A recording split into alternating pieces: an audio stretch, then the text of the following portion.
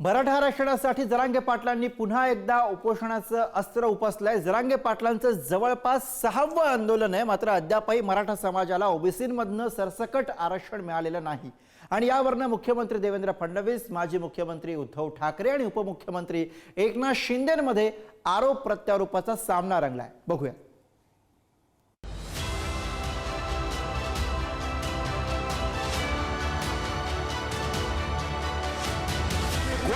तरी मला जरांगे एक चाटत नाही किंवा तुम्ही मला जेलला नेऊन जरी टाकलं, मी जेलमध्ये सडेल, पण मराठ्याच्या डोक्यावर गोळा टाकल्याशिवाय आता हटणार नाही। कायदेशीर मार्ग काढावे लागतील, नुसतं आश्वासन देऊन चालणार नाही। कायदेशीर मार्ग काढावे लागतील, संविधानात बसणारे मार्ग काढावे लागतील। तशा प्रकारचे मार्ग कसे काढता येतील? संघर्ष योद्ध्यानं मराठा आरक्षणासाठी राज्याच्या राजधानीतून नवा लढा सुरू केलाय। मुंबईतल्या आझाद मैदानातून जरांगे पाटलांनी आमरण उपोषणाचं हत्यार उपसलंय। जेलमध्ये टाकलं तरी मागे हटणार नसल्याचा निर्धार जरांगेंनी मराठा बांधवांच्या साक्षीनं केलाय। दरम्यान आरक्षणाबाबत कायदेशीर मार्ग काढावा लागेल असं मुख्यमंत्री देवेंद्र फडणवीसांनी म्हटलंय। मुख्यमंत्री साहेब, आणखीन तुमच्या हातातून संधी गेलेली नाही। मराठ्यांचं मन जिंकायला तुम्हाला संधी आहे। मराठ्याच्या नाराजीची लाट तुमच्या अंगावर घेऊ नका। मला आणि माझ्या समाजाला फक्त आरक्षण पाहिजे, आणि ते जर तुम्ही त्याच्यात राजकारण करणार असाल तर तुम्ही गोळ्या घातल्या तरी मला जरांगे एक चाटत नाही। मी याच ठिकाणी उपोषण करून मेलो किंवा तुम्ही मला जेलला नेऊन जरी टाकलं, मी जेलमध्ये सडेल, जेलमध्ये आमरण उपोषण करीन, पण मराठ्याच्या डोक्यावर गुलाल टाकल्याशिवाय आता हटणार नाही। म्हणून सगळ्या मागणीची अंमलबजावणी करावी। या आंदोलनामध्ये ज्या काही त्यांच्या मागण्या आहेत त्या मागण्यांच्या संदर्भातही जो काही मार्ग काढता येईल तो काढण्याचा सरकारचा प्रयत्न आहे। आपल्याला माहिती आहे की आम्ही एक एम्पावर्ड कमिटी देखील तयार केलेली आहे। मंत्रिमंडळाची उपसमिती त्या ठिकाणी आहे। या उपसमितीला यापूर्वीच ज्यावेळेस ॲडव्हान्समध्ये काही मागण्या आल्या होत्या त्या मागण्या आम्ही अग्रेषित केलेल्या आहेत। तेही त्याच्यावर विचार करतायत। कायदेशीर मार्ग काढावे लागतील, नुसतं आश्वासन देऊन चालणार नाही। कायदेशीर मार्ग काढावे लागतील, संविधानात बसणारे मार्ग काढावे लागतील। तशा प्रकारचे मार्ग कसे काढता येतील असा प्रयत्न आहे। आमची सरकारला एकच विनंती आहे, मराठा आणि कुणबी AKGR ची अंमलबजावणी करा। हैदराबादचं गॅझेटियर लागू करून त्याची अंमलबजावणी करा। सातारा संस्थानचं गॅझेटियर सुद्धा लागू करून त्याची अंमलबजावणी सुद्धा आम्हाला तात्काळ पाहिजे।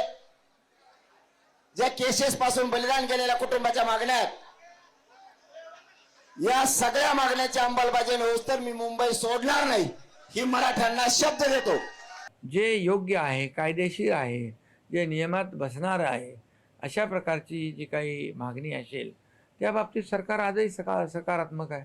आमची देखील आणि मुख्यमंत्री महोदयांची आमची चर्चाही झाली की जे काही देणं शक्य आहे, पण कायद्याच्या चौकटीत बसून, नियमामध्ये बसून, कुणाचंही आरक्षण कमी न करता, कुणाचंही नुकसान न करता जे जे काही देणं शक्य आहे ते त्याच्याबद्दल सरकार सकारात्मक आहे। जरांगे पाटलांचं उपोषण सुरू होताच राजकारणही पेटू लागलंय। आरक्षणावरून उद्धव ठाकरे विरुद्ध एकनाथ शिंदे आणि देवेंद्र फडणवीस असे आरोप प्रत्यारोप सुरू आहेत। शिवरायांची शपथ घेणाऱ्यांनी मराठा आरक्षण द्यावं असं म्हणत उद्धव ठाकरेंनी एकनाथ शिंदेंवरती निशाणा साधलाय, तर उद्धव ठाकरेंना मराठा आरक्षणावर बोलण्याचा नैतिक अधिकार नाही असा पलटवार शिंदेंनी केलाय।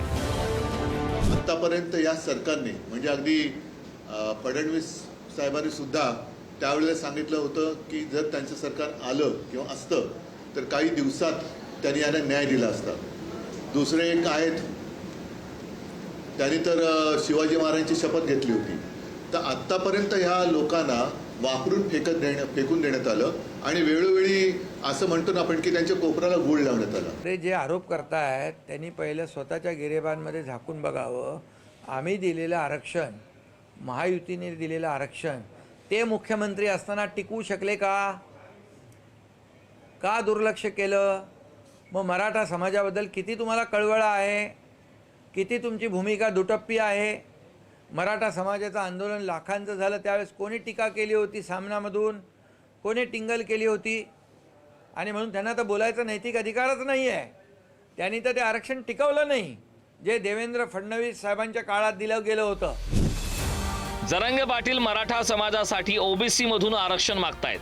मात्र याबाबत महाविकास आघाडी थेट भाष्य करणं टाळतेय. त्यामुळे मराठ्यांना ओबीसीतून आरक्षण देण्याबाबत शरद पवार यांच्यासह काँग्रेसनं आपली भूमिका स्पष्ट करावी असं आवाहन भाजपकडून केलं जात आहे. आजची जी उद्भवलेली परिस्थिती आहे ही परिस्थिती निर्माण होऊ देणंच हे चुकीचं आहे. यापूर्वीच या संदर्भातला सकारात्मक निर्णय हा घेतला जाणं अभिप्रेत होतं. याच्यात जर राजकीय इच्छाशक्ती असेल तर या प्रश्नातून निश्चित मार्ग हा यापूर्वी सापडला असता. मात्र या सरकारला हा प्रश्न निकाली काढायचा नाही. या सरकारला 2 धर्मात, 2 समाजात, 2 माणसात, 2 पक्षात यांना भांडण लावायचे आहेत. काँग्रेस नेहमीच ओबीसीच्या विरुद्ध राहिलेली आहे. काँग्रेसने कधी ओबीसीला न्याय दिलाच नाही. पण ओबीसीतनंच आरक्षण द्या. 353 जाती, 18 पगड जातीचा ओबीसी समाज आधीच 353 जातीला आरक्षण कमी आहे आणि मग त्या 353 18 पगड जातीमधलं आरक्षण कमी करून इतर समाजाला देण्याची ही भूमिका अन्यायकारक होईल.